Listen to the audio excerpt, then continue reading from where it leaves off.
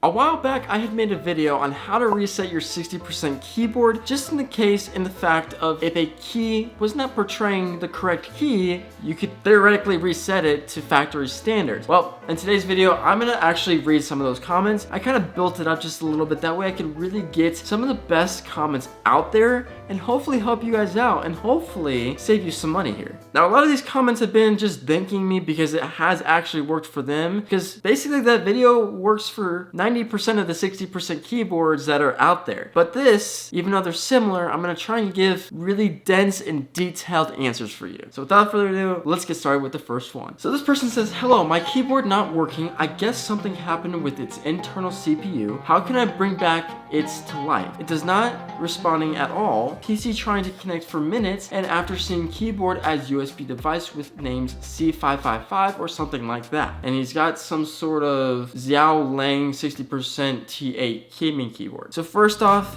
something that all of you should know is that when you have a mouse or when you have a keyboard, it doesn't matter what brand it is, technically it has a motherboard or a CPU or a chip. It's just a big chip, and that's the motherboard that controls everything. So to put power to that motherboard activates all the lights, activates all the hot switches and all the other technical aspects of that piece. So if it's not working, more than likely it's actually not something to do with the cable, but more so the keyboard itself. So it could very well be the fact that it's burnt out. So with this one saying PC trying to connect for minutes and after sees keyboard as USB device, it could also be something with the cord attached to the PC and it registering it under something else, meaning it's not working. Or it could be a switch in the very back, because fun fact, a lot of these 60% keyboards or keyboards in general have a little tiny switch in the back to either reset on and off or kind of program it in a way. This next one, and like I was saying, most of these are going to be very similar just because of the orientation of all this, but my 60% keyboard just shut it down. I don't know what to do. I was typing and RGB just went out and keyboard stopped worked,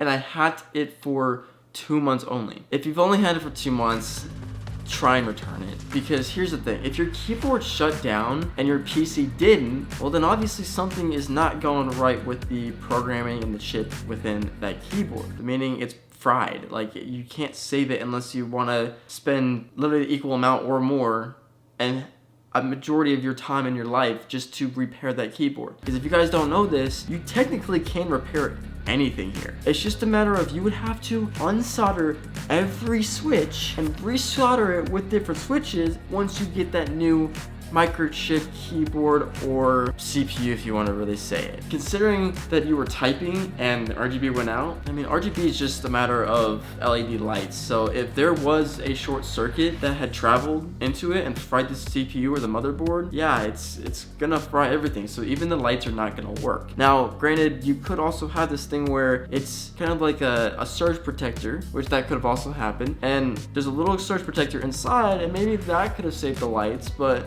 granted, not all of these keyboards have that ability. Next one says, how can I factory reset my FN spams the letter U and the letter U doesn't work? It's a good question. So again, sometimes these keyboards have a little reset switch in the back or button, and you do have to press and hold it or just kind of keep it there. Granted, if your FN, which is your function key, doesn't work, sometimes there is a backup key. I can't tell you specifically what that would be because it could be different from each and every one of them, but sometimes there is like a backup key of like you pressing and holding the colon button and the enter key. Not necessarily, but it's very possible. So with your FN spamming the letter U and the letter U doesn't work, you can try and press and hold them and see what happens there, or just completely like unplug your keyboard for a few minutes and just seeing what that does. Or the last one is, like I was mentioning before with the keys and kind of hot switching them, is literally unsolder both of those keys, put new switches in them, and then bam. And if that doesn't work, then probably just get a new keyboard. This one, again, deals with FN, but this person says, my keyboard's RGB stopped working 2 months ago, and I did this FN plus spacebar and still not working. The keyboard is Zencabeat ZK7. And for some reason, this really intrigued my interest to research what this keyboard actually was. And turns out you can only buy it in Romania. So this is a Romanian 60% keyboard, but realistically, it doesn't matter where it's from, it's still going to be the same process of tuning it. Well, if it's 2 months ago, again, you probably should return it, especially if it was on Amazon. You could probably get away with that. But if you bought it probably from somewhere else, like mechanicalkeyboards.com, which, by the way, affiliated with them again, so hit that link in the description. And as you can see, they have a ton of accessories and a ton of big name brands, especially for anything regarding keyboards, keycaps, and or switches, and or keyboards in general. It's actually really interesting. So anyways, again, you can try those switches that are in the back, the little guys, or that button, if it exists. If it doesn't, you can try unplugging it, but you could also try seeing with a little voltage meter and sticking it in the positive and negative sides to see if anything's there. And if it's not, then you have a dead cell. And if you have a dead cell, you have a dead board. And it's just gonna keep doing it to every other key eventually, and it's just not gonna be fun. Again, this is the reason why you don't need a $200+ keyboard, because I have the RK Royal One Clutch or whatever it's called. It's a 60%er that was $45 at the time. Now it's $65 on Amazon, and I've had no issues with it. I've had Matrix keyboards, which I've spent an arm and a leg on. I've had Ducky keyboards, which I've spent an arm and a leg on. And I've had the worst issues. The Ducky, for instance, which granted, this was my fault because I was raging during Fortnite seasons. I had to replace the switches, but they worked, and I know how to resolder and desolder, and it worked fine. Matrix keyboard, for some reason, that did not work at all. It just, the keyboard was so expensive, it felt like great quality, but it just did not work. Now, I've also had a high grand keyboard. I'll be honest with you, those things are so high quality, but they're so expensive. I think they're really overpriced in my opinion. It's like a Final Mouse, but to the point where they get and understand customers, so they actually are able to supply the demand, still produce limited edition ones, but still keep customers happy. Okay, this person says, hey, I factory resetted it, but after that, some of the keys, Z and backspace, are still glitching out. Like when I press the Z, it presses on shift. Should I just get a new keyboard?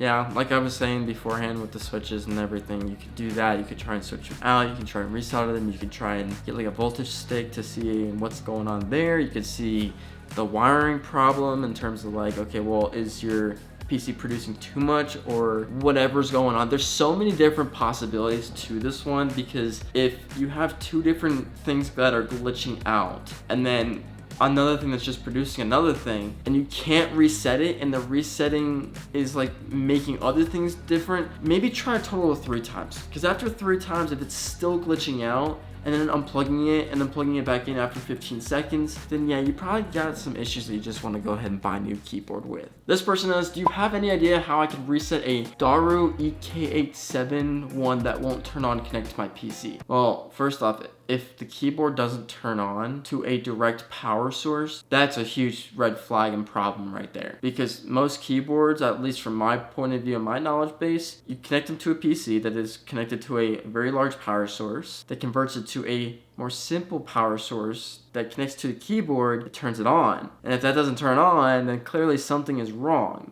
Now there could be, again, that little switch of like, oh, it needs to be turned on, which granted I hate keyboards that have that, but sometimes it's that backup system for them. You could try that, but if you don't have it, then something's probably wrong with your keyboard. But with that being said, that is a majority of like the best comments that I've seen on this video. A lot of them, and like literally 90% of them, are all literally thanking me for finding this out and then showing you guys in a video. So I hope this kind of helps you guys out more if it's more complicated scenarios. Now, if you want me to release another video on another keyboard, kind of like another 60% keyboard, because this is realistically all I use, let me know in the comments down below. Again, go check out mechanicalkeyboards.com in the description. They have amazing products. It does help me out if you do use my code there, which if you just hit that link, it'll just send you there, and then I get a percentage of that sale, which then is literally just going right back into the content. Now, I had this going a few years ago, but things have happened and now we're back, baby. So thank you guys so much for watching. Again, hit that subscribe button if you're new, and I just want to say thank you so much for supporting that video